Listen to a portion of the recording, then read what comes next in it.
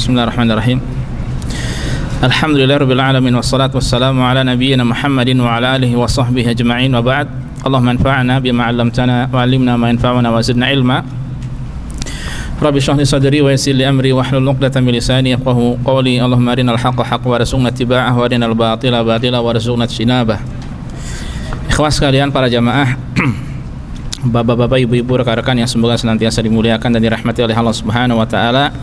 Insyaallah kita lanjutkan pembahasan kita dari Al-Adab Al-Asyarah, 10 adab sehari-hari, karya Syekh Shalih Al-Utsaimin hafizahullah taala, dan kita baca terjemahan yang dialih bahasakan oleh Ustaz Abu Ubaidah Yusuf As-Sidawi hafizahullah taala. Silahkan Muhammad dibaca adab yang keempat.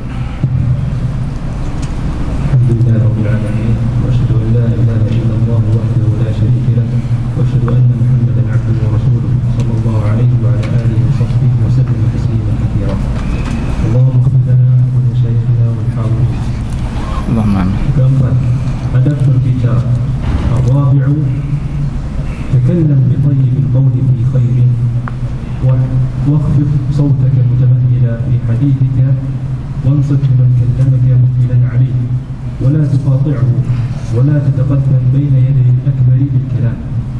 Keempat, berbicaralah dengan ucapan yang baik, rendahkanlah suaramu dan pelan-pelanlah ketika berbicara, serta dengarkanlah baik-baik orang yang mengajakmu berbicara dengan menghadap padanya.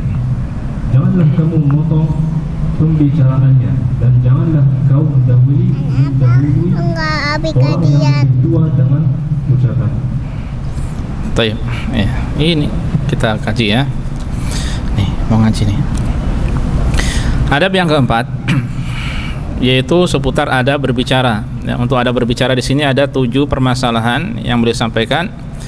Ya, Rabi, yang keempat, takallam bi thayyibin minal qaul fi khairin. Nah, ini yang pertama. Berbicaralah ya dengan ucapan kalimat yang baik ya. Fi khairin ya, untuk dalam hal yang baik. Nah, ini hal yang penting ya, karena Rasulullah SAW mengatakan apa, man kana yu'minu billahi wal yaumil akhir falyaqul khairan aw liyasmut. Siapa yang beriman pada Allah dan hari akhir, hendaknya dia berkata baik atau diam. Dan sebelumnya ikhwas sekalian, azanillahu wa iyyakum, apa yang penting antum catat ya di buku antum ya, serahkan cara mencatatnya kepada antum ya, terkhusus untuk poin-poin yang sekali lagi yang memang penting dan belum antum ketahui. Hatta seandainya sudah antum ketahui, dicatat pun akan ada faedah insyaallah. Nah, ini perintah dari Rasulullah SAW untuk mengucapkan kalimat yang baik ya, atau diam ya. Ini berarti menjaga lisan, jangan sampai mengucapkan atau keluar dari lisan kalimat yang tidak baik. Dan ukuran kebaikan itu dikembalikan kemana? Kepada syariat ya. Baik tidak dari ucapan itu dikembalikan kepada syariat ya. Bahkan dalam keadaan tertentu ucapan yang baik itu bisa jadi ditahan ya, perlu untuk tidak disampaikan atau tidak perlu untuk disampaikan kalau momennya tidak tepat ya, tidak pas ya. Makanya memang kalau seseorang punya ilmu dalam masalah adab berbicara, masya Allah luar biasa, kebaikan yang besar ya. Kapan dia berbicara dia akan sampaikan, kapan dia menahan diri, kemudian yang dikeluarkan dari lisannya adalah mutiara kalimat-kalimat yang baik ya. Kalau seandainya dia ingin berucap yang tidak baik, maka dia tahan, dia diam ya. Orang yang diberi taufik seperti ini, masya Allah, dia orang yang benar-benar luar biasa ya. Sampai-sampai Rasulullah SAW mengatakan ya, ittaqun nar walau bisyikki tamrah fa illam tajid fa bi kalimah thayyibah. Jagalah diri kalian dari api neraka meskipun dengan separuh kurma ya. Kita berusaha untuk bersedekah semampu, memberi orang lain semampunya. Kalau tidak punya 1 buah kurma, maka punya separuh berikan ya. Kalau engkau tidak memiliki kurma, hatta separuhnya tidak punya juga, maka fa bi kalimah thayyibah, maka dengan kalimat yang baik. Nah, ini berarti bahwa kalimat yang baik bisa menjaga diri seseorang dari api neraka ya. Nah, ini dibandingkan orang yang mengucapkan kalimat yang tidak ada faedahnya atau kalimat yang buruk, maka orang yang berucap atau mengucapkan kalimat yang baik, ya, itu sangat-sangat jarang. Ya, sangat-sangat jarang. Baik, ini yang pertama. Kemudian yang kedua, wahfid, itu dengan kha, ya. Di situ tertera dengan ha kan, wahfid. Yang sahih khafadha yakhfidu, artinya merendahkan. Wahfid sautaka. Ini yang kedua, rendahkanlah ucapanmu, suaramu. Ini permasalahan yang kedua. Jadi ketika memang tidak diperlukan untuk mengangkat suara, maka tidak perlu, cukup berbicara hendaknya yang bisa disimak, yang bisa didengar oleh lawan bicara. Dalam momen-momen tertentu ketika dibutuhkan untuk mengangkat suara, maka angkatlah. Kalau tidak, maka tidak perlu mengangkat. Ya, contoh dibutuhkan mengangkat suara saat kapan?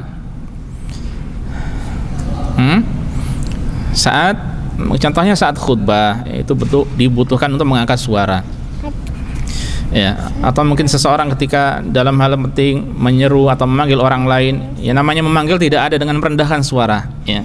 Ketika diperlukan, dibutuhkan, mungkin dia butuh bantuan, butuh pertolongan, maka caranya adalah dengan mengangkat suara. Ya, kalau tidak perlu, maka cukup dengan seperlunya. Ya, yang penting bisa disimak oleh orang yang mendengar atau oleh lawan bicara. Ini yang kedua. Yang ketiga, ini contoh baik nggak nih? Yang ketiga, mutamahilan fi haditsika. Ya, berbicara dengan perlahan-perlahan, ya, perlahan-perlahan, ya, saat berbicara. Tidak cepat-cepat. Ya, sebagian orang ada yang memang dia kalau berbicara cepat-cepat. Ada yang sangat cepat, ada yang pelan-pelan. Kalau Rasul sallallahu alaihi wasallam dahulu idza takallama a'ada thalathan. Beliau ketika berbicara pelan-pelan dan diulangi sebanyak tiga kali. Ya, sebagaimana beliau kalau berdoa diulangi sebanyak 3 kali. Ini ada faedah. Apa faedahnya dari berbicara dengan perlahan-perlahan, ya? Ya. Ini bisa bagi orang yang berbicara, faedahnya dia akan bisa lebih memilih kata-kata, ya, bisa menjaga kata-kata yang akan keluar dari lisannya. Kalau orang cepat-cepat itu kan rentan apa? Sebekul lisan, bahasa kitanya apa sih? Keceplosan, ya, kalimat yang tidak baik contohnya.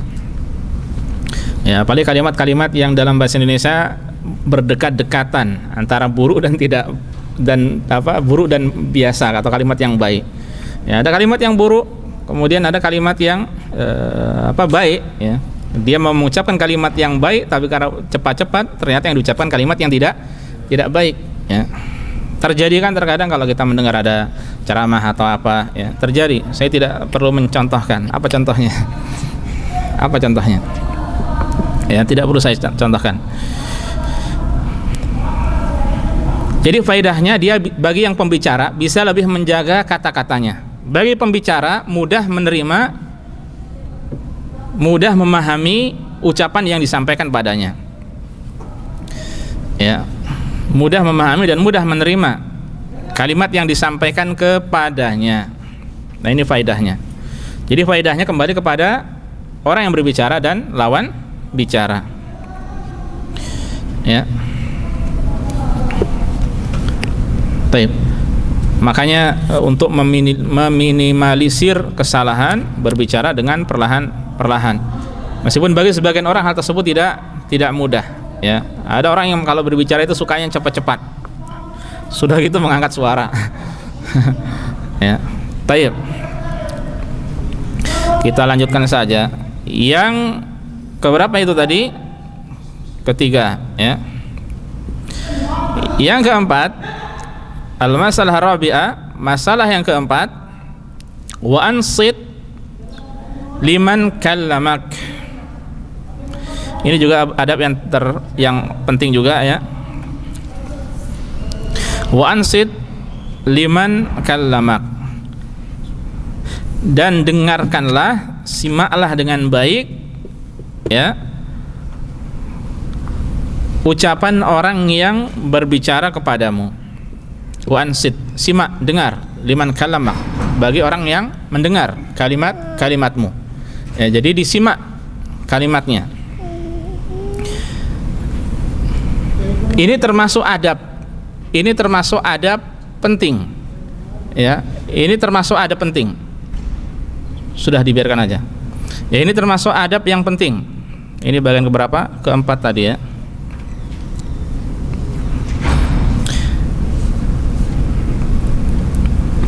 Kalau kita berbicara dengan orang dan orang itu menyimak kita, maka kita akan senang, ya. Atau antum mungkin antara guru dengan murid, kalau guru berbicara kemudian muridnya mendengar, gurunya akan fokus, ya. Tapi kalau ada yang tidak, ada yang ngobrol sendiri, ada yang sibuk dengan sesuatu, itu bisa mengganggu, ya, bisa mengganggu fokus dari guru. Kalau gurunya perhatian, tapi ada guru yang tidak peduli, ya. Dia mau muridnya ribut atau tidak, ada yang guru yang ngomong terus, ya. Yang penting seakan-akan dia yang penting menyampaikan, murid mau paham atau tidak khali wali. Ya, ini tidak baik kalau seperti ini, ya. Nah, makanya adab kita ketika mendengar, kita diam, kita simak. Selain menyimak, ya, dan ansit itu ikhwah, di sini dituliskan ansit, ya. Ansit itu tidak hanya mendengar, tapi mendengar dan fokus, dan dia diam, ya. Mendengar ada plusnya, dia fokus juga, menyimak dan diam, menyimak apa yang disampaikan oleh orang yang berbicara padanya. Dan kata-kata ansata yunsitu insat ini adalah tingkatan tertinggi dalam mendengar, ya. Kan ada orang yang hanya mendengar gitu, ya, hanya pokoknya dengar saja. Dengar bukan berarti menyimak. Ada yang menyimak, kemudian ada yang menyimak plus dia diam, ya, karena ingin mengetahui, memahami apa yang disampaikan, ya. Makanya insat ini adalah tingkatan yang terbaik. Makanya Allah Subhanahu wa taala mengatakan wa idza quri'al qur'anu fasami'u lahu wa ansitu. Apabila dibacakan Al-Qur'an maka fasami'u lahu, dengarkan, simak, wa ansitu, dan diam, ya. Diam, menyimak, mendengar, dan tidak berbicara dengan kalimat-kalimat yang lain. Bahasa Arabnya apa? Insat, ansata yunsitu. Adab selanjutnya, al-masalah al-khamisah muqbilan alaihi, ya. Muqbilan alaihi, menghadap ke orang tersebut. Diam, menyimak, dan menghadap ke orang tersebut. Ada seorang penulis, ya, dia masya Allah banyak memiliki tulisan-tulisan. Saya tidak sebut nama. Dia memiliki banyak tulisan-tulisan, ya, tulisannya bagus-bagus, ya, dalam masalah agama. Dia dulu seorang wartawan, ya. Nah, ada seorang teman kita itu dia berkunjung ke rumahnya. Padahal ini mahasiswa, ya, mahasiswa masih tingkat-tingkat awal. Ketika datang ke rumahnya itu orang ini jadi GR sendiri karena seorang penulis ini, dia juga disebut ustadz, ya, oleh sebagian orang, sibuk mencatat ucapan yang disampaikan oleh orang itu, oleh teman-teman ini, ya. Jadi berkunjung ke rumahnya, ya, kemudian dia menyampaikan sesuatu, ya, dicatat, subhanallah, dicatat dan menghadap padanya dan disimak, ya. Nah, ini menunjukkan apa? Perhatian. Dan antum ketika antum menyampaikan sesuatu kemudian atau berbicara pada orang kemudian orangnya fokus, itu kan antum senang, ya, apalagi sampai dicatat. Sampai dicatat, ya. Yang menunjukkan dia sangat perhatian. Yang dicatat bukan berarti hal-hal yang tidak penting, karena yang dibahas adalah masalah urusan dakwah pada saat itu. Kemudian wala tuqati'hu muqbilan alaihi. Saya ingat dulu waktu di Surabaya, saya berbicara, saya mengucapkan salam kepada seseorang, kemudian pada saat itu ada Ustadz Mubarak, ya, Mbak Mu'alim hafizahullah. Kemudian ada seseorang yang saya tidak kenal dan dia tidak tahu saya, ya. Kalau tidak, mungkin kemungkinan dari orang Ustadz Mubarak itu dari mana sih, Sumba atau Sumbawa, ya, Waingapu dan sebagainya, itu di mana itu? Sumba atau Sumbawa? NTT, Sumba, ya. Kalau Sumbawa itu masih NTB, ya.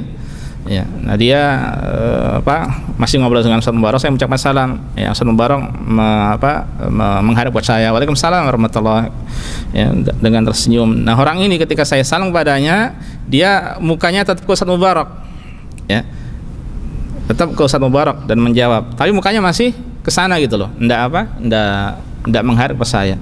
Sama satu barok ditegur, ini ustadz ini, kamu salam sama dia.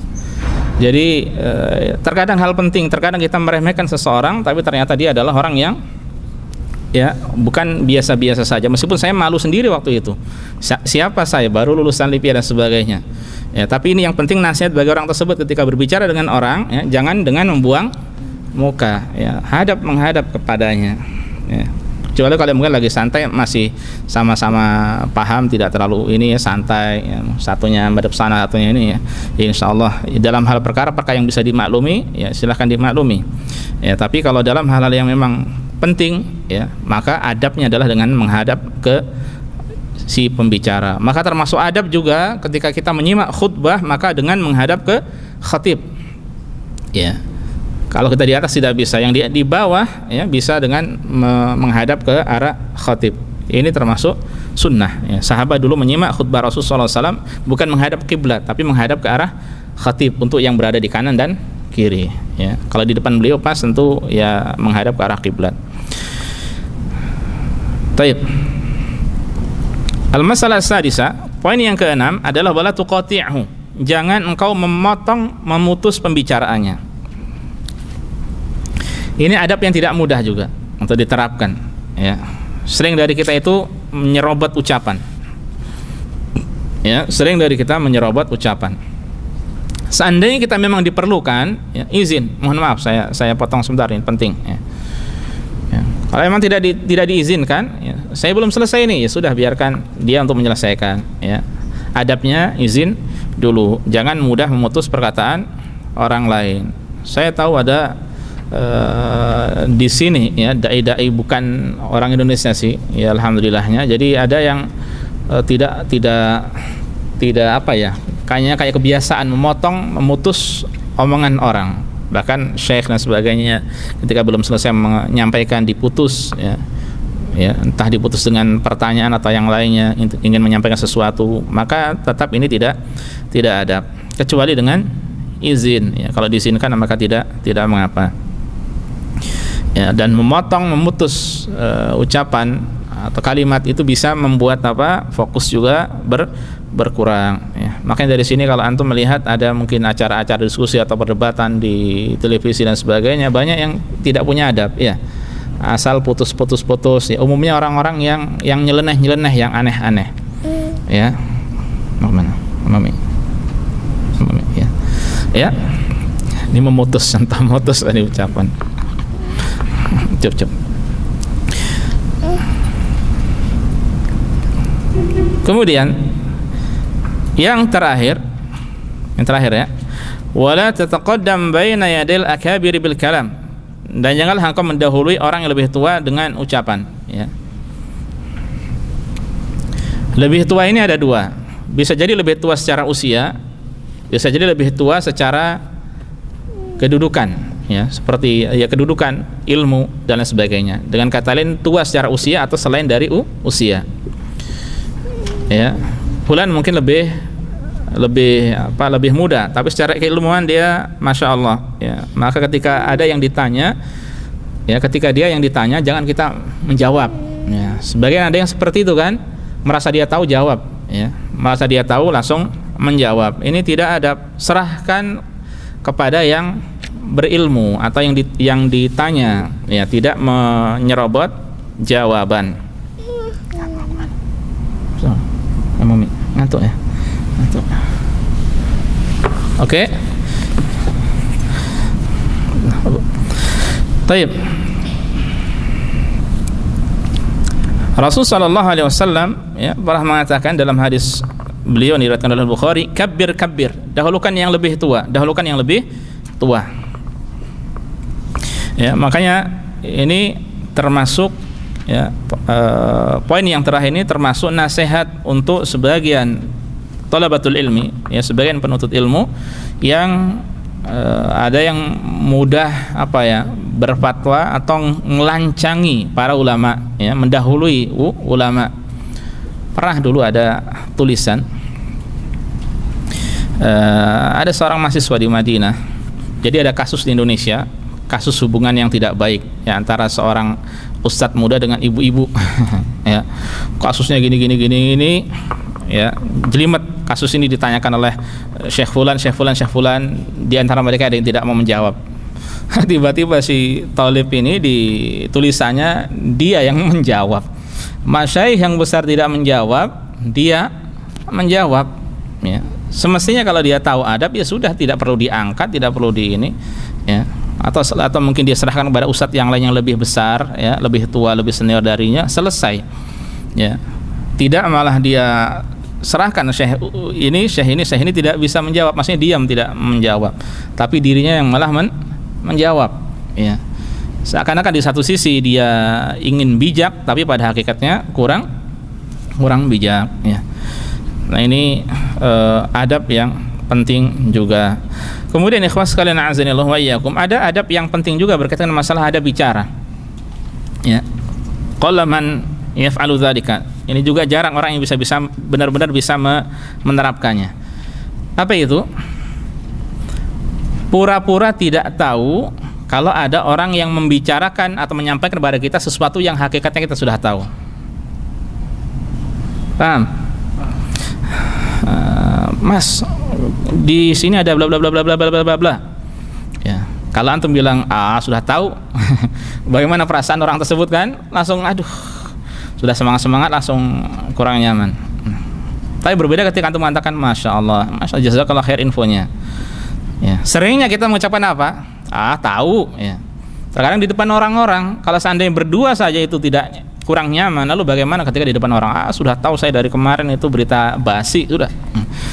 Apalagi ditambah kalimat-kalimat yang ya tertentu ya. Coba dari antum siapa yang bisa benar-benar menerapkan hal ini ya. Ini ada info terbaru gini saya sudah tahu info itu ya. Sebenarnya tinggal syukran jazakallah khair, selesai, antum buat dia senang ya. Ini diantara yang disampaikan ya oleh Syekh Abdurrahman bin Nasir As-Sa'di ya di salah satu buku beliau ya, memberikan nasihat ini. Dan Syekh Abdul Razak juga kalau tidak salah pun beliau beberapa kali menyampaikan nasihat seperti ini. Dan ulama-ulama yang lainnya, Syekh Utsaimin juga ya, bahwa ketika ada orang mengabarkan pada kita sesuatu yang kita sudah tahu, maka berpura-puralah seakan-akan kita tidak tahu ya, pura-pura tidak tahu. Taib, ini berkaitan dengan masalah adab berbicara, adab yang keempat ya.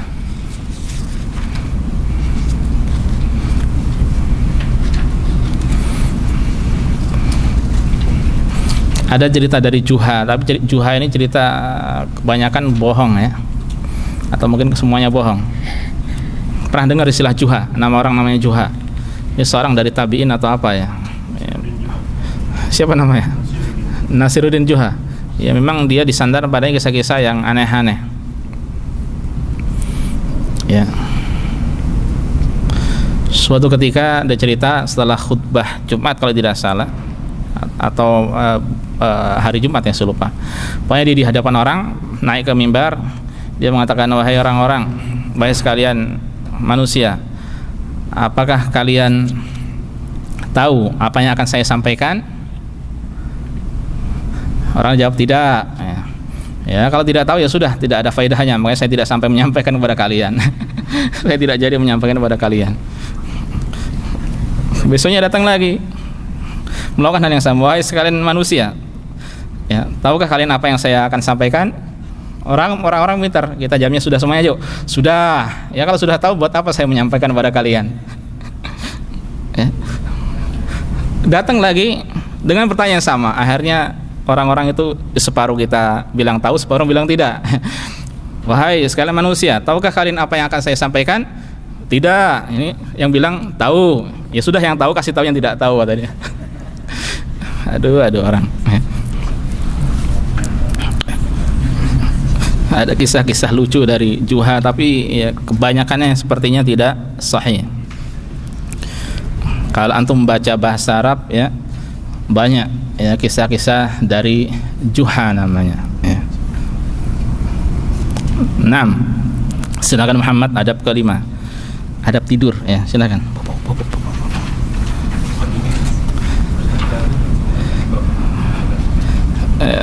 Yang mana?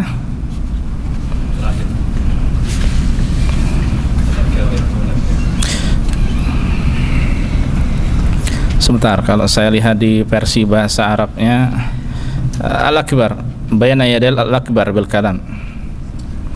Al-Akbar dia lafadznya mufrad tapi mencakup umum Muhammad ya.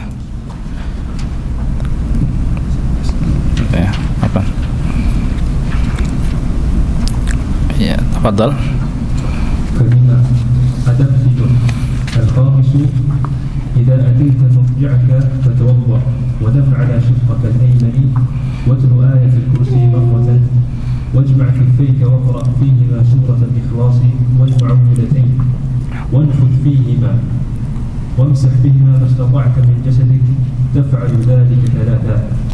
Kelima, apabila engkau mendatangi tempat tidurmu maka berwudulah dan tidurlah pada sisi kirimu. Salah apa benar sisi kiri? Sisi kanan. Ya, antum koreksi semuanya ya. Ibu-ibu juga dikoreksi, tidurlah pada sisi kananmu. Ini salah terjemahan. Dan tidurlah pada sisi kananmu. Ya. Bacalah ayat kursi sekali. Kumpulkan dua telapak tanganmu dan bacalah pada keduanya surat Al-Ikhlas dan dua surat Mu'awwidhatayn, Al-Falaq dan An-Nas. Tiupkan pada keduanya lalu usapkan dengan kedua telapak tanganmu ke jasadmu semampunya. Lakukan hal itu sebanyak 3 kali. Baik, barakallahu fiik. Adab yang kelima yaitu adab tidur. Untuk adab tidur ini ada 8 permasalahan dan adab tidur termasuk adab yang banyak ya, memiliki adab yang banyak. Selain adab makan tadi yang banyak juga ada banyak adab seputar makan. Tidur ini juga sebenarnya punya adab yang lumayan banyak. Di antaranya adalah 8 ini. Yang pertama, idza ataita madji'aka fatawadda. Apabila engkau mendatangi tempat tidurmu, maka berwudulah. Bubuk ya, sama.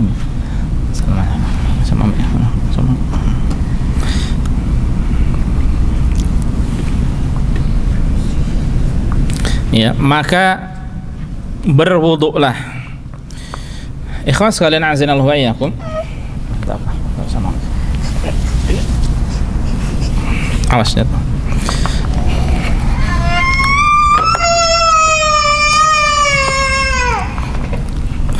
Al-madji' ya. Al-madji' itu artinya tempat tidur itu untuk tidur malam. Ya, untuk tidur malam. Makanya sunnah tidur yang disyariatkan itu adalah untuk tidur malam. Ya. Untuk tidur malam. Syekh ada seorang di Syarqiyah di sini dari Jubail, Syekh Muhammad bin Ramzan Al-Hajiri hafizahullah. Beliau salah satu murid dari Syekh Al-Albani ya. Pada saat Syekh Al-Albani waktu itu datang ke Al-Ahsa. Jadi Syekh Al-Albani pun pernah ke Syarqiyah di sini 30 tahun yang lalu lebih ya. Beliau bertanya tentang masalah adab-adab seputar tidur ini untuk tidur malam atau untuk tidur siang ya. Syekh Al-Albani menjawab semuanya itu untuk tidur malam ya, semuanya untuk tidur malam. Makanya madji' di sini juga itu artinya tempat tidur malam ya. Yang secara umum biasanya orang tidur malam hari tempatnya di satu tempat saja. Berbeda kalau tidur siang hari, orang mungkin tidur di mobil, mungkin di masjid, mungkin di mana lagi, di pasar dan sebagainya, berbeda-beda. Ya, bisa jadi mungkin di rumah juga. Ya. Adapun yang secara umum sekali lagi yang tidur hanya satu tempat di rumah, yaitu pas tidur malam hari. Ya, dan dalam bahasa Arab istilah al-madji' sekali lagi ini adalah tempat tidur pada malam hari. Ya, maka ini sunnahnya diamalkan pada malam hari. Ya. Kemudian fatawaddu maka wudu'lah. Ini yang dimaksud dengan wudu adalah wudu syar'i yang sebagaimana wudu sebelum salat. Ya. Jadi disunahkan untuk wudu terlebih dahulu. Ini yang kedua. Dan tata cara salat, tata cara wudu antum tahu. Kemudian yang ketiga atau kedua? Masih kedua ya. Masih kedua. Wanam ala syiqqikal aiman, dan tidurlah di atas sisi badanmu sebelah kiri atau sisi kiri dari badanmu. Saya ulang, sisi kanan, kok saya malah ikut terjemahan. Sisi kanan ya. Al-ayman kanan. Al-ayman itu al-yamin. Ya, ini sunnahnya juga. Meskipun seseorang boleh juga dia tidur dengan terlentang ya. Terlentang itu apa? Terlentang. Tahu kan terlentang, bukan tengkulub. Lawan dari telungkup, tengkurap, itu adalah terlentang. Kalau antum mau tidur, dilarang untuk tengkurap. Ini termasuk hal yang dibenci oleh Allah Subhanahu wa taala. Tidur sambil telungkup ya. Kecuali kalau antum tidur awalnya menghadap ke kanan, kemudian pas malam hari tiba-tiba telungkup, ya tinggal rubah posisi. Nah, seandainya seorang tidur dengan terlentang, maka di antara larangannya jangan mengangkat satu kaki ditaruh di atas satu yang lainnya. Ini bisa menyingkap aurat. Bisa menyingkap aurat. Paham ya? Kalau orang mau tidur terlentang, maka kakinya tidak perlu diangkat di atas kaki yang lainnya ya. Dengan menghadap ke kanan. Dan secara kesehatan juga, tidur dengan menghadap ke kanan itu ketika dibangunkan dia akan lebih cepat bangun daripada ketika dia tidur dengan menghadap ke kiri. Jadi tidur menghadap ke kiri itu bisa lebih pulas ya, tidurnya bisa lebih pulas. Katanya jantungnya ya, secara kesehatan jantungnya itu menggantung kalau dia tidur ke arah kanan. Kalau ke kiri jantungnya itu akan nempel.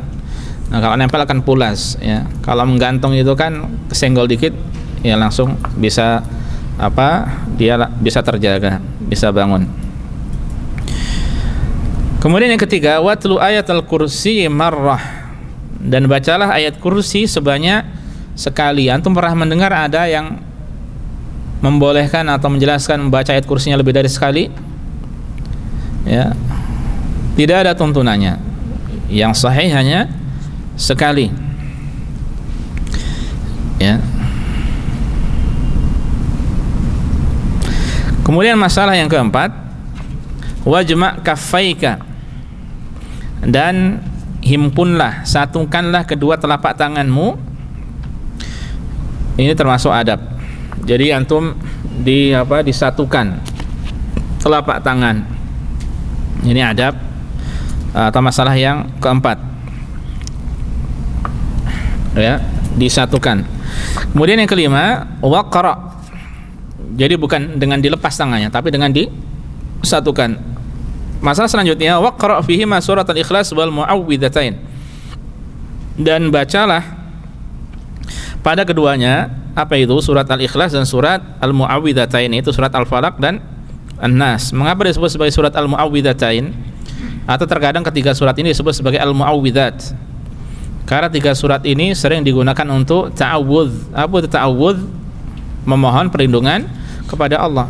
Dan surat Al-Mu'awwidzatain padanya ada perlindungan, mohon perlindungan pada Allah dalam surat Al-Falaq dan An-Nas ya. Jadi tiga surat, Al-Ikhlas, Al-Falaq dan An-Nas dibaca. Ya, antum baca seperti biasa dibaca. Nah, kemudian masalah selanjutnya setelah dibaca, wanfuth fihima.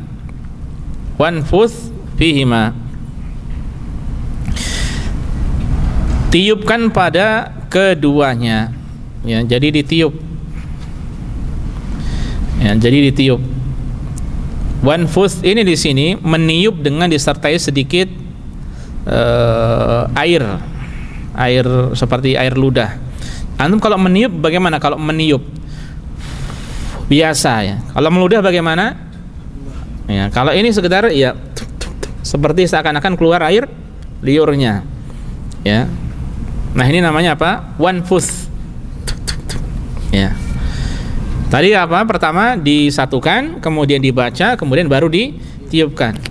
Kalau di riwayat Tirmidzi itu yang saya ingat ditiup dulu baru dibaca. Ya, wallahu a'lam.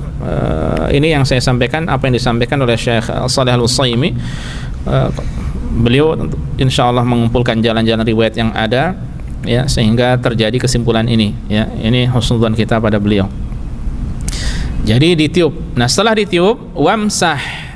Masalah yang ketujuh, wamsah bihima masata'ta min jasadik, dan usaplah Al-masah itu mengusap. Dengan kedua tangan tersebut, ya, apa yang bisa dijangkau, ya, dengan kedua telapak tangan tersebut, apa yang bisa dijangkau dari badanmu, dari jasadmu, ya. Nah, ini semuanya adalah sunnah.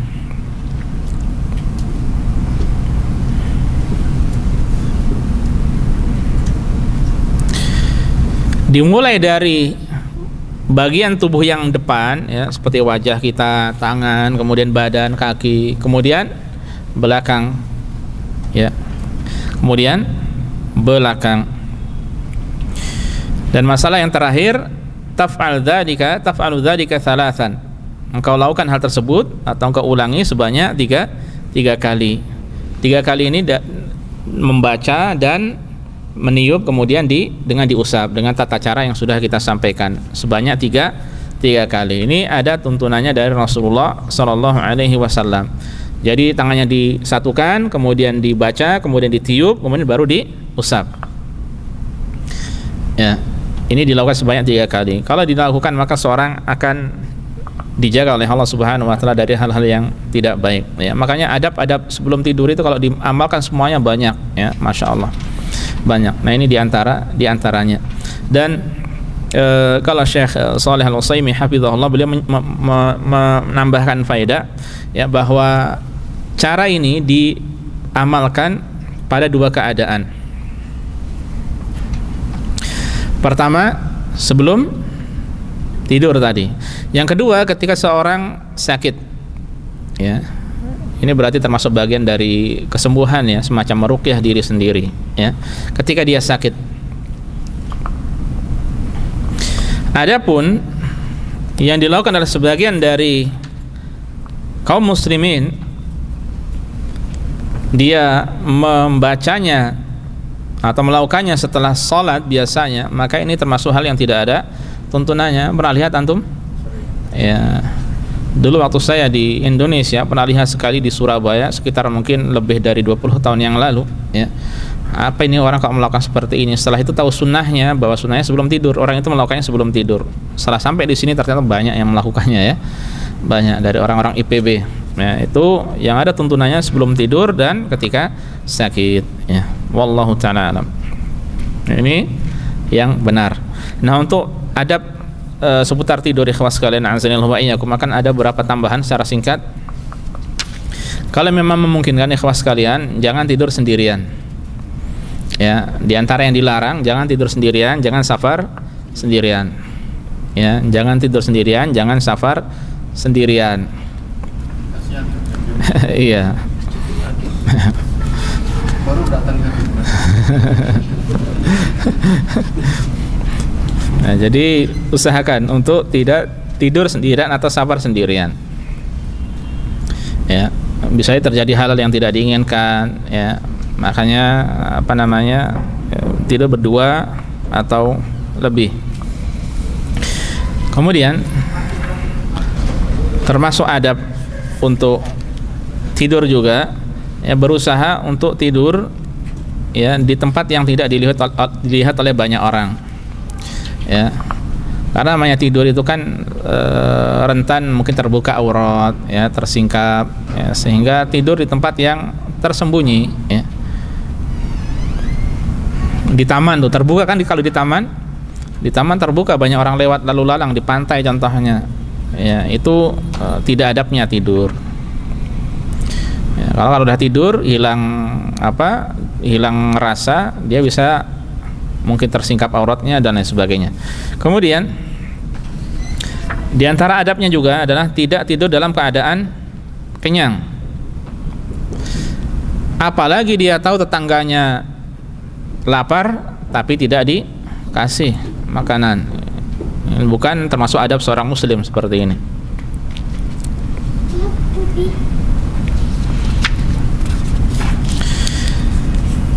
Kemudian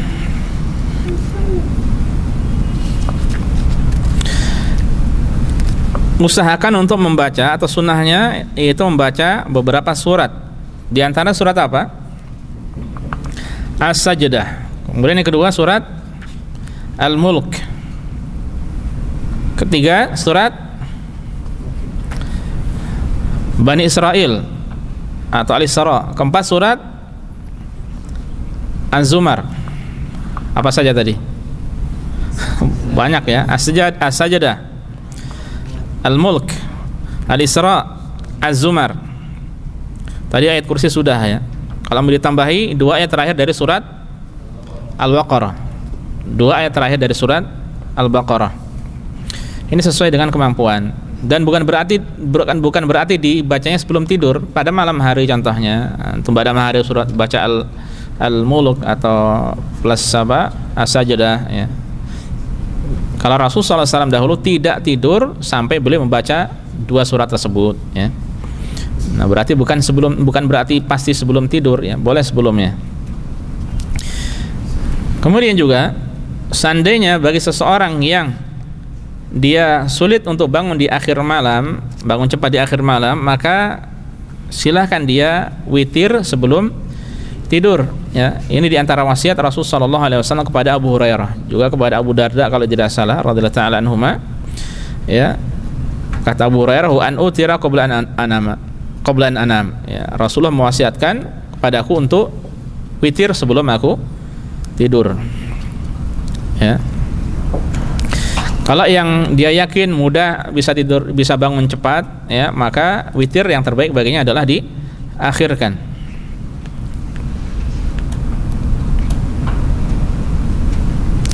Kemudian yang terbaik adalah bersegera untuk tidur. Rasulullah SAW dahulu itu membenci tidur sebelum maghrib, sebelum isya. Beliau tidak suka tidur sebelum isya, membenci ya. Dan obrolan setelah isya ya.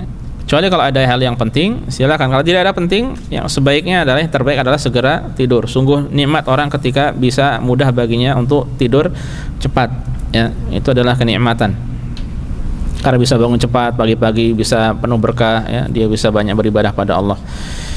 Kemudian diantara adab juga adalah tidak meninggalkan lampu yang menyala. Tidak meninggalkan lampu yang menyala. Terkhusus lampu yang berapi ya, yang ada apinya. Kita katakan apa ini? Bara api. Apa sih? Lampu teplok, lampu dian, lampu apa lagi orang mengatakan? Petromak, lilin. Ya. Dan semacamnya. Mengapa? Ya, coba kita simak Rasulullah SAW mengatakan, "Idza nimtum fa'atfi'u surujakum." Kalau kalian mau tidur, maka matikan lampu-lampu kalian. Fa inna syaitana yadullu mithla hadhil fa'rah ala hadza fayuhriqakum. Ya. Karena setan itu bisa jadi nunjukin tikus untuk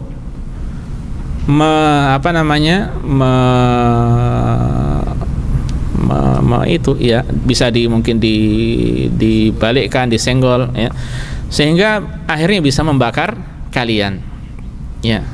Dan memang tikus itu binatang disebut fuwaisiqah, binatang yang fasik, binatang yang jahat, dan termasuk binatang yang boleh dibunuh baik di haram atau di luar, apalagi di luar haram ya. Di lewat yang lainnya Rasul mengatakan wa'atful masabih, matikan oleh kalian lampu-lampu. Fa inal fuwaisiqah rubama jarratil fatilah fa ahraqat ahlal bait. Karena bisa jadi al fuwaisiqah, binatang seperti tikus ini ya, dia bisa menyeret, membawa fatilah itu sebenarnya sumbu secara asalnya ya, lampu tersebut, sehingga bisa membakar orang yang tinggal atau rumah beserta orang yang tinggal di dalamnya ya. Nah, makanya ini penting untuk diperhatikan. Dan dalam riwayat yang lain Rasul mengatakan, inna hadin nar innama hiya aduwwul lakum. Api ini adalah musuh bagi kalian. Fa idza nimtum fa'atfi'uha ankum. Kalau kalian tidur maka matikanlah. Ya, matikanlah. Jadi sekali lagi ya, tikus itu binatang yang fasik ya, yang tidak baik, fuwaisiqah. Merusak dia. Bahkan di antara cerita siapa ya, Syekh Muhammad bin Shalih Al-Utsaimin rahimahullah kalau tidak salah, ya, ada tikus itu yang suka mencuri perhiasan. Ada orang kehilangan emas, Muhammad pernah baca kisahnya. Ya. Jadi orang kehilangan emas, kok lama-lama hilang, ternyata yang mengambil itu adalah tikus. Bahkan dibarter dengan apa sih, saya lupa kisahnya. Muhammad ingat gak? Jadi diiming-imingi apa, akhirnya tikus itu menjatuhkan emas itu satu persatu dari tempat persembunyiannya, disatukan satu, ternyata tikus ini yang mencurinya. Nah, itu diantara apa, kejahatan, kekejian, kekejaman dari seekor tikus, ya.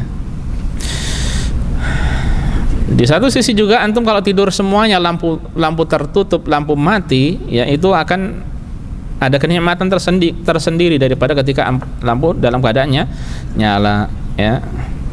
Mungkin bagi sebagian orang ada yang memang tidak nyaman, ya, pengennya ada lampu, ya. Nah, ini arahan dari Rasulullah sallallahu alaihi wasallam. Juga hal yang penting, ikhwas sekalian, azanallahu wa iyyakum, terkadang kita ini charger HP terus kemudian kita tinggal tidur, ya. Memang jarang sih, dan semoga Allah menjaga kita semuanya, jarang kejadian ada orang yang terbakar HP-nya ketika di charger, tapi itu pun terkadang terjadi, apalagi kalau di charger plus sambil buat nilpon atau yang lainnya, ya. Ini dilihat mungkin HP-nya masih bagus atau enggak, mungkin ada aliran-aliran yang rusak atau tidak di chargernya. Karena kejadian termasuk di Riyadh, ya, beberapa hari yang lalu ada salah seorang penuntut ilmu, ya, dia maktabahnya terbakar, perpustakaan pribadinya terbakar. Gara-gara apa? Itu meninggalkan HP di charger, kosong bukunya meskipun nggak semuanya. Saya ada foto-fotonya.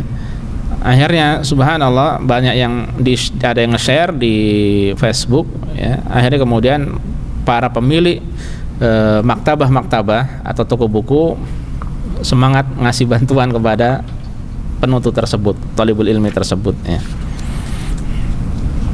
Ya, dan untuk mengumpulkan kitab yang banyak, tinggi lagi diaraknya, itu tidak mudah, ya. Terkadang milih-milih, belum duitnya, ya, tergantung antum tergantung apa, orang kaya atau tidak, banyak duit tidak, ya.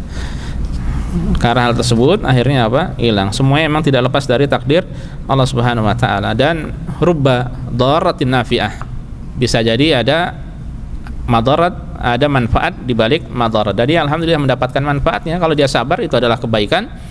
Kemudian orang-orang bersemangat untuk membantunya berbagi kitab-kitab baru, ya. Alhamdulillah. Kemudian diantaranya saya katakan banyak sebenarnya, ya. Berzikir atau membaca zikir pada Allah, ya. Bacaan zikirnya banyak, ya. Bismillahirrahmanirrahim amutu wa ahya, dan bacaan-bacaan yang lainnya ini banyak, ya. Antum baca di Hisnul Muslim, buka Hisnul Muslim, itu banyak bacaan-bacaan tertentu. Kemudian dalam sebuah riwayat Rasulullah sallallahu alaihi wasallam, antum tambahkan, pun pernah, ya, kalau sebelum tidur beliau membaca surat Al-Kafirun,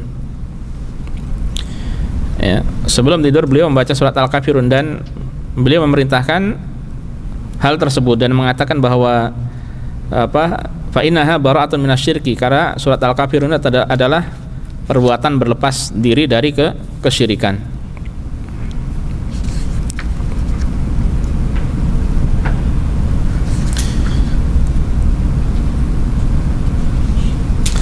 Kemudian tidur secukupnya. Ini juga termasuk adab, tidur secukupnya. Tapi memang kebutuhan antara satu dengan orang yang lain dalam masalah tidur itu bisa jadi berbeda, sebagaimana dalam masalah makan. Ya, kalau secara kesehatan, ya, rata-rata kalau antum baca tidur yang normal, yang baik itu antara berapa? 7 sampai 7 atau sampai 8 jam. Itu kalau diterapkan banyak waktu habis. Ya, karena ulama-ulama dahulu diantara itu kalau tidur hanya berapa jam saja. Syekh bin Baz kebiasaannya 3 atau 4 jam saja. Ya. Pernah suatu ketika Syekh bin Baz capek sekali, habis pokoknya banyak aktivitas dakwah dari pagi sampai malam, atau sakit pada kalau tidak salah saat itu, dan beliau punya jam beker. Suatu ketika sama istrinya diakhirkan sejam kalau tidak salah. Belum bunyi, pas waktunya beliau bangun, ya, kemudian tanya sama istrinya, siapa ini marah tidak suka, siapa ini yang mematikan ini, kok tidak ada suara ini ya. Padahal kata istrinya, beliau ini kalau tidur malam hanya 3 jam kalau tidak salah, Syekh bin Baz rahimahullah. Ya. Ya. Syekh Abdurrahman Nasir Besadi, banyak ulama ya, banyak. Jadi mereka tidurnya hanya sebentar.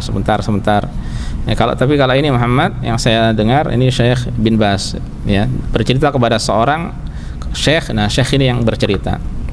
Ya, jadi dia diceritakan oleh istrinya kemudian terus syekh ini bercerita kepada orang-orang. Ya. Dan pernah Syekh bin Baz rahimahullah juga, karena beliau terbiasa sholat malam dan di rumahnya ada apa sih? Ya, beliau bukan termasuk orang yang kaya raya.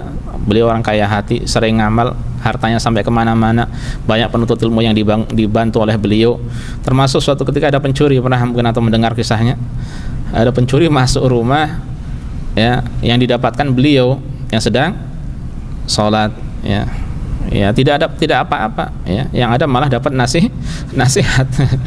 Mencuri dapat nasihat. Dan dulu juga ada di zaman dahulu ada orang yang rumahnya siapa saya lupa, seorang mungkin Hasan Basri atau yang lain, coba antum lihat, cari sendiri, ya, mencuri di rumah orang tidak dapat apa-apa, ya, akhirnya dinasehati, diajak sholat bareng.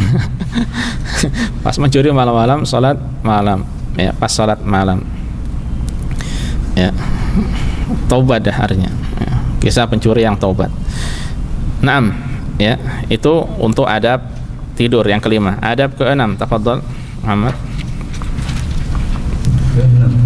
adab bersin. السادس إذا عطست فغطي وجهك بيدك أو بثوبك واحمد الله فإن شمتك أحد فقال يرحمك الله فقل يهديكم الله ويصلح بالكم.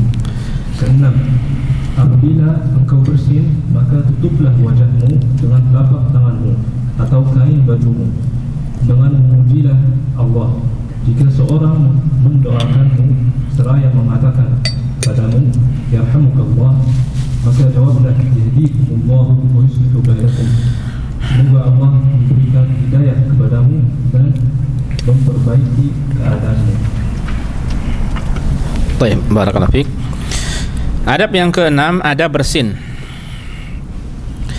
As-sadis, adab bersin. Perlu diketahui ikhwan sekalian, innallaha yuhibbul utas wa yakrahu tatha'ub. Allah itu suka dengan bersin dan benci menguap. Bersin itu dari Allah, menguap itu dari syaitan. Karena kalau orang bersin, setelah bersin itu biasanya kan seger, semangat. Berbeda dengan orang yang setelah menguap, bawaannya malas. Ya, bawaannya malas. Ya, bawaannya malas. Baik, kita masuk ke sini. Di sini ada 4 permasalahan. Idza atasta faghatti wajhaka biyadika aw bithawbik. Apabila engkau bersin, maka tutuplah wajahmu dengan tangan atau kain, ya, dengan tanganmu atau dengan pakaianmu, bajumu. Kita tahu bersin, ya, nggak perlu dipraktekkan kan? Ya. Nah, ini adab. Ini termasuk adab yang baik, ya. Kita berusaha untuk menerapkannya. Dan selain tangan, kemudian baju, ya, bisa juga mungkin dengan selainnya. Kalau orang sini pakai shimak, bisa dengan shimak, ya. Atau mungkin seseorang pakai apa lagi, ya? Ada sarung, bisa pakai sarung dan sebagainya. Intinya dengan tangan atau dengan kain. Kemudian Syekh Shalih Al-Utsaimin hafizahullah, beliau mengatakan, ya, yang menjadi pilihan dari tangan adalah tangan dengan tangan kiri. Karena biasanya yang keluar dari mulut itu adalah apa? Sesuatu yang menjijikkan, ya. Dan kalau hal-hal yang kurang baik, itu tugasnya tangan kiri. Tangan kiri ini ahli masya Allah. Dia nggak belajar, nggak profesor dokter, tapi pengalamannya masya Allah. Ya, dalam masalah seperti itu. Antum ketika wudu masukkan dengan tangan apa? Kanan. Kemudian yang bersihkan, coba bersihkan dengan tangan kanan. Nggak terbiasa. Tangan kiri lebih nikmat. Ya, terbiasa tangan kiri ini. Untuk istinja dengan tangan kiri. Tangan kiri suatu ketika ada masalah dengan tangan kanan, seakan-akan ada yang janggal. Ya, karena yang ahlinya adalah tangan kiri. Karena dia ahli dalam masalah seperti itu, akhirnya dapat kehormatan, kasih cincin, kasih perhiasan, kasih perhiasan. Nah, itu tangan kiri. Ya. Adapun kalau untuk hal-hal yang mulia, makan contohnya maka dengan tangan kanan. Ya. Taib. Kemudian wahmadillah, ini masalah yang kedua, dan ucapkanlah alhamdulillah.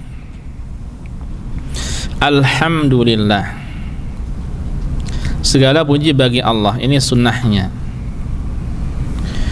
Mengapa seseorang mengucapkan alhamdulillah, segala puji bagi Allah? Wallahi itu nikmat. Orang bersin itu nikmat. Makanya antum kalau terhalang dari bersin itu kan nggak nyaman. Mau bersin nggak jadi, merasakan nggak enak kan? Ya. Dan di satu sisi ternyata secara penelitian, secara kedokteran, ya, memang tidak banyak berita, ya. Orang ketika bersin itu bisa banyak hal keburukan terjadi padanya. Mungkin Abu Muhammad tahu, ya. Bahkan ada yang bisa sampai kehilangan mata. Jadi tiba-tiba bisa buta. Maka ini penting untuk diperhatikan adab, ya, adabnya. Ya, ada yang bisa menyebabkan kepada kematian yang tiba-tiba, kemudian buta secara tiba-tiba. Bahkan ada yang menyampaikan juga bisa menyebabkan kelumpuhan. Ya. Kemudian juga bagi ibu-ibu juga ini bisa menjadikan rahim itu turun katanya. Ya, ini yang diperiksa secara ilmu kedokteran oleh dokter-dokter dari Amerika. Ya, subhanallah, seandainya tanpa ada tahu seperti ini kita menjaga adabnya, itu berarti menjaga kesehatan kita. Sehingga ketika kita terjaga dari itu semuanya, kita memuji Allah Subhanahu wa taala. Alhamdulillah. Dan itu adalah nikmat bisa bersin. Ya, ucapannya alhamdulillah. Kemudian masalah yang ketiga, fa in syammataka ahadun faqala yarhamukallah, ya, apabila seorang menjawabnya, apabila seorang mendoakanmu seraya mengucapkan yarhamukallah, ya, maka kalau ada orang bersin, doa kita adalah yarhamukallah, semoga Allah merahmatimu, semoga Allah merahmatimu. Kalau orang tidak mengucapkan yarhamukallah, bagaimana sikap kita? Ya, sebagian ada yang mengatakan, sebagian ulama ada yang mengatakan tidak perlu diingatkan. Ya, tidak perlu diingatkan karena dia menghalangi dirinya dari doa seperti ini, jadi tidak perlu diingatkan alhamdulillah atau dengan kalimat-kalimat semacamnya. Ya, ada yang mengatakan diingatkan, ada yang mengatakan tidak perlu diingatkan. Ini karena kelalaian dari dirinya. Tapi tentu saja yang tidak tahu dikasih tahu, ya. Yang tidak tahu dikasih tahu, ya. Tapi secara umum alhamdulillah banyak sudah tahu. Yang perlu mungkin dikasih tahu itu anak-anak, ya, anak kecil perlu diajarkan untuk mengucapkan alhamdulillah. Kalau ada orang non muslim bersin kemudian mengucapkan alhamdulillah, bagaimana sikap kita? Iya, benar. Jangan yarhamukallah, doa rahmat tidak untuk non muslim, tapi langsung mengucapkan, kita ucapkan yahdikumullahu wa yuslihu balakum. Berarti ini masalah yang keempat. Ya. Faqul yahdikumullahu wa yuslihu balakum. Kalau seandainya dia bersin kemudian ada orang yang mendoakan dengan yarhamukallah setelah dia mengucapkan alhamdulillah, maka kita balikan, ya, atau orang yang bersin mendoakan yahdikumullah, semoga Allah memberikan hidayah pada kalian, wa yuslihu balakum, dan memperbaiki urusan atau keadaan kalian. Nah, orang non muslim lebih berhak untuk didoakan dengan hidayah, yahdikumullah wa yuslihu balakum, ya. Nah, ini 4 permasalahan seputar bersin, ya, 4 permasalahan seputar bersin. Beberapa tambahan.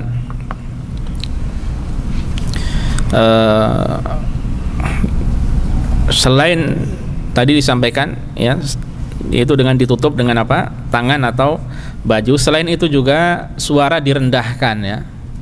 Tidak malah dikuat-kuatkan. Enggak perlu saya contohkan. Bisa jadi antum mencontohkan diri antum sehari-hari ya. Tidak perlu dikuat-kuatkan ya. Bersin ya bersin biar normal apa adanya. Tidak malah ditambah-tambahi dengan wih dan apa itu ya.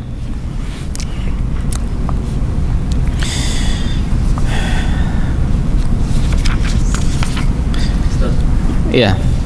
Kalau kita yang bersin terus kita sudah bilang alhamdulillah, terus di sekeliling kita nggak ada yang jawab.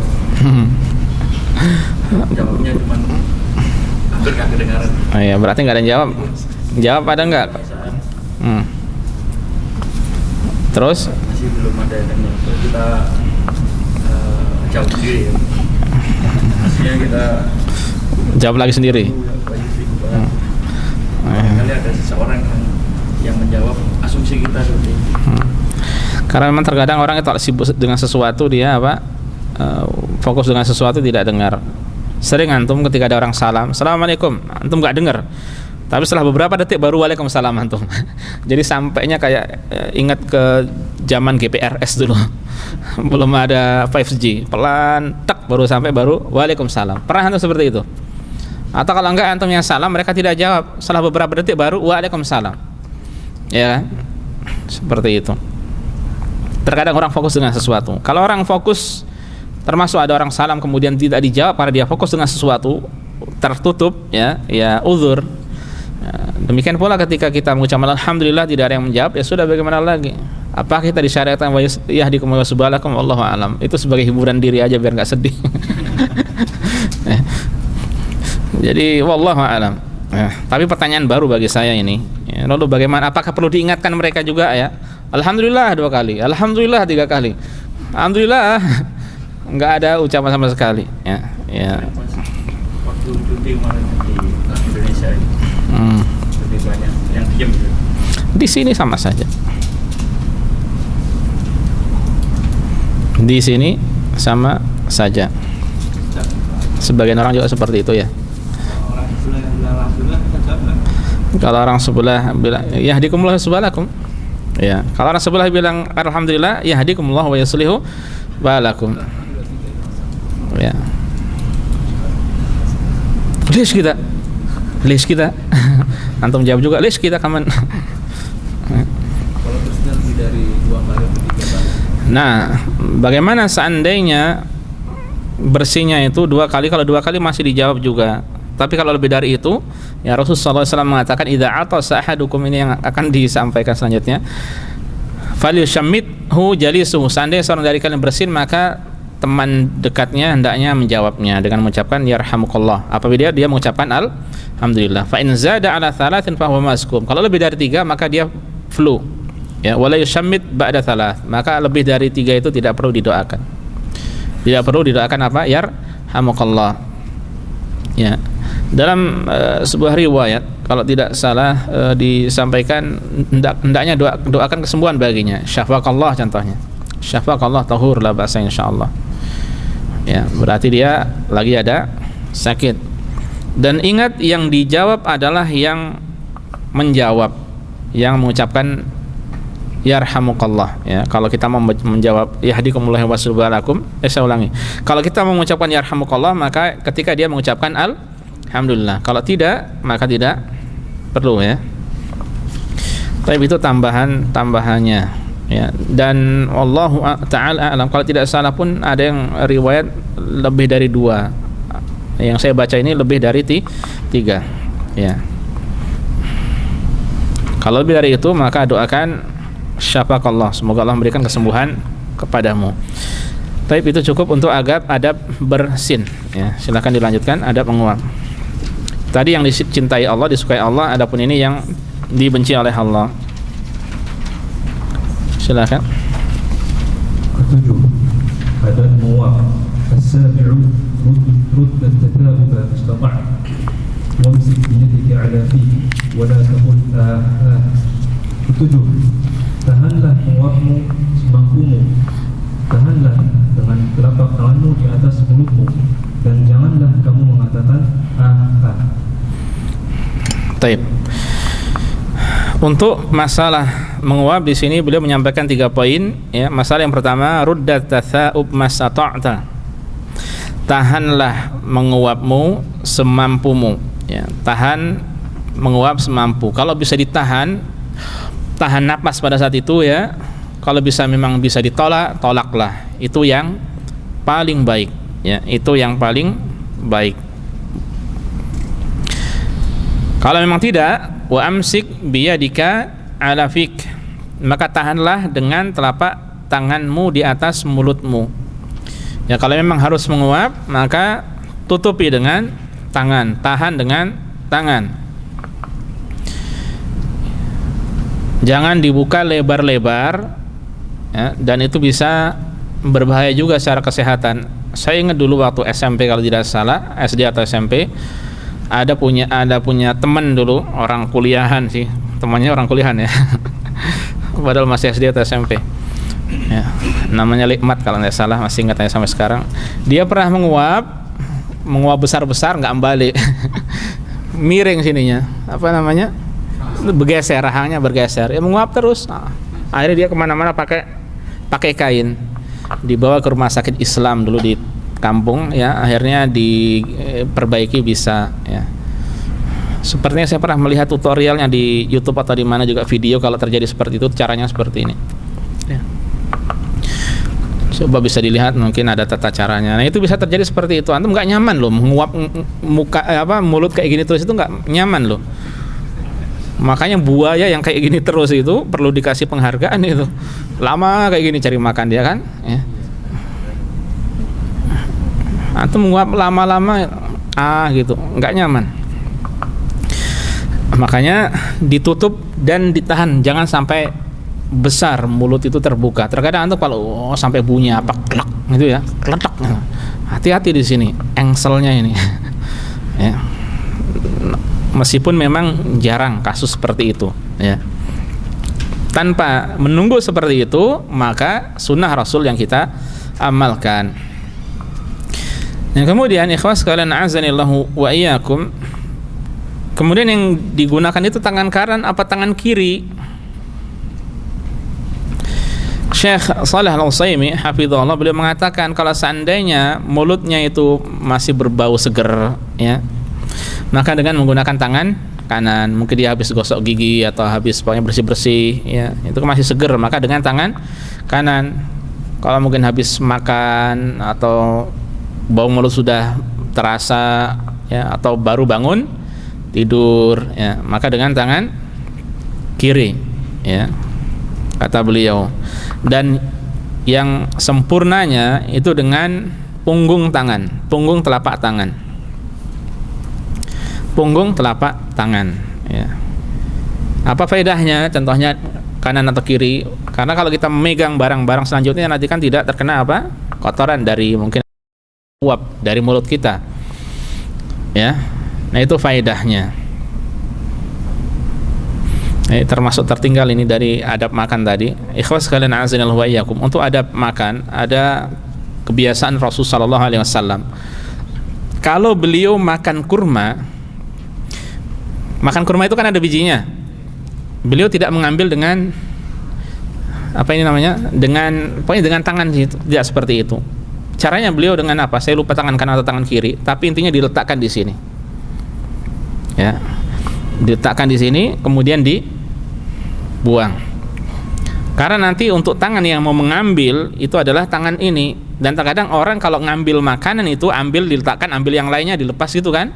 Pilih-pilih, pegang-pegang. Ini termasuk tidak adab juga. Antum ngambil pegang. Ini paling gede ambil.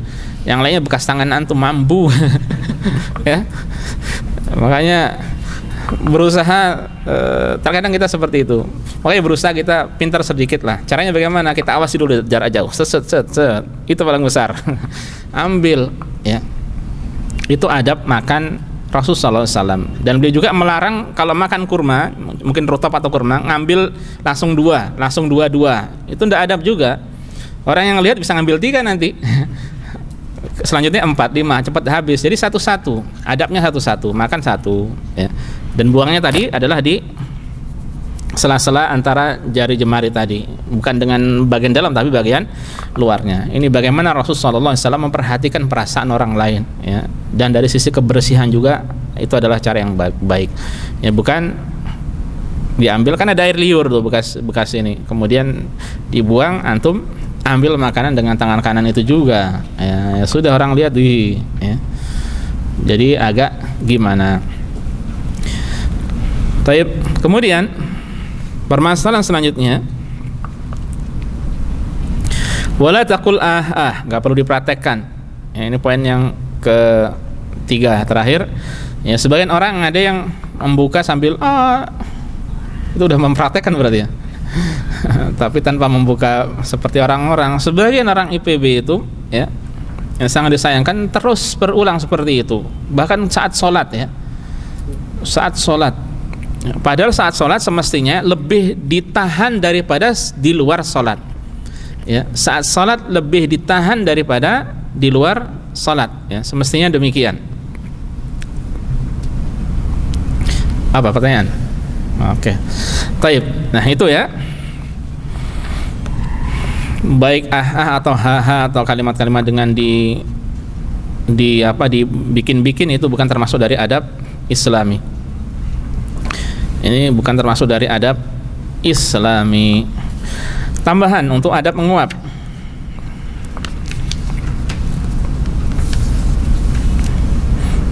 Tidak mengangkat suara sepertinya sudah terpenuhi semuanya ya. Nah, ini sebagian ada yang ketika menguap a'udzubillahi minasyaitonirrajim. Gitu kan? Pernah dengar? Itu banyak. Ya, banyak ada yang a'udzubillahi minasyaitonirrajim ya, itu tidak ada tuntunannya. Ucapan a'udzubillahi minasyaitonirrajim tidak ada tuntunannya.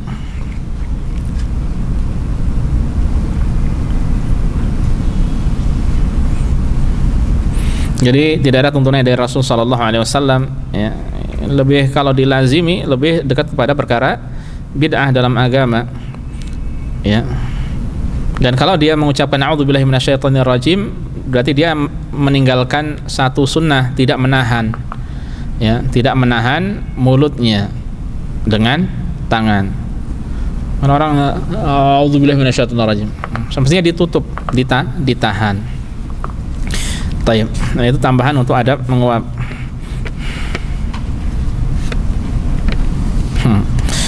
Apakah tidak mengapa jika menghidupkan salah satu lampu di rumah ketika tidur dikarenakan banyak kecoa yang bermunculan ketika lampu dimatikan? Apakah banyak kecoa di rumah itu salah satu tanda karena dosa-dosa pemilik rumah? Dan apakah boleh membunuhnya seperti tikus ya? Taib. Kalau masalah dosa dan sebagainya, wallahu a'lam ya. Di sini biasanya sebagian rumah kita emang banyak kecoa kecil ya. Itu memang super butuh usaha untuk membunuhnya. Sebagian ada yang rela pindah ya. Dulu saya di rumah lama pun seperti itu, banyak sekali, nggak tahu datang dari mana ya. Akhirnya ya kita berusaha untuk membunuh, cara semaksimal mungkin. Bunuh boleh, jadi bunuh boleh. Binatang yang mengganggu seperti itu boleh dibunuh ya. Akhirnya alhamdulillah hilang pada saat itu ya. Jadi untuk kecoa boleh, tidak mengapa. Dan insya Allah tidak ada kaitannya dengan dosa atau tidak ya. Sebagian rumah ada pemilik rumah yang dilihatkan hewan-hewan tertentu, itu tanda-tanda rumah kena sihir atau dirinya yang kena sihir ya, atau intinya ada gangguan ya. Ada yang melihat tiba-tiba satu di antara mereka melihat ini banyak semut, ini banyak apa, sementara yang lainnya tidak lihat. Itu salah satu ada gangguan ya, gangguan sihir ya. Melihat binatang-binatang yang berbisa ya, terkadang ada yang seperti itu. Sekali lagi itu tanda-tanda ada yang tidak baik kepada dirinya. Nah, kemudian berkaitan dengan masalah menghidupkan lampu, wallahu a'lam ya, apa yang disampaikan oleh Rasul sallallahu alaihi wasallam itu lebih dekat kepada apa ya? Pengarahan, bimbingan untuk kepada kebaikan ya. Dan Dan kalau di sini secara umum itu hampir jarang tikus di rumah. Ya, nggak tahu kalau rumah antum. Ya, hampir jarang tikus. Ya, meskipun bisa jadi potensi ada, tapi sangat-sangat jarang insyaallah. Ya, jadi kalau boleh atau tidaknya, ya, semoga tidak mengapa insyaallah kalau ada alasan, apalagi kalau ada alasan tertentu, ya. Tapi memang yang terbaik adalah benar-benar dimatikan, tidak ada apa-apa. Ya. Dan saya pribadi, ya, lebih nikmat tidur itu dengan benar-benar gelap. Hatta seandainya ada warna AC di situ, ada warna hanya dua, apa namanya? Nah, digital itu kan itu ada lampu sebenarnya kan nggak terlalu itu. Kalau bagi saya dulu saya pernah mengalami itu mengganggu. Ya, sekarang udah biasa. Ya. Jadi lebih nikmat ketika tidur gelap itu, masya Allah. Ya, seperti dulu waktu-waktu di desa, di kampung, ya, gelap, ya, terus baunya bau kambing, ya. Ya kan, bau kotorannya pagi-pagi, kalau keluar malam-malam ada kunang-kunang itu kan. Ya, anak-anak sekarang apa tahu kunang-kunang? Gak ada yang tahu kunang-kunang. Ya.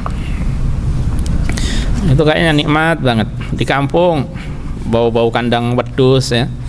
Sekarang tidak, jarang, sudah jarang, kecuali Idul Adha mungkin. Ya, wallahu a'lam, insyaallah sih tidak mengapa, Pak, ya. Apalagi kalau ada alasan tertentu, ya. Tapi tetap hati-hati. Yang lebih dikhawatirkan memang masalah HP ini, HP dengan charger itu, ya. Semoga Allah menjaga kita semuanya. Tapi cukup ya kawan sekalian, ya. Ini saja, kita tutup. Subhanakallah bihamdika asyhadu alla ilaha illa anta astaghfiruka wa atubu ilaika. Assalamualaikum warahmatullahi wabarakatuh.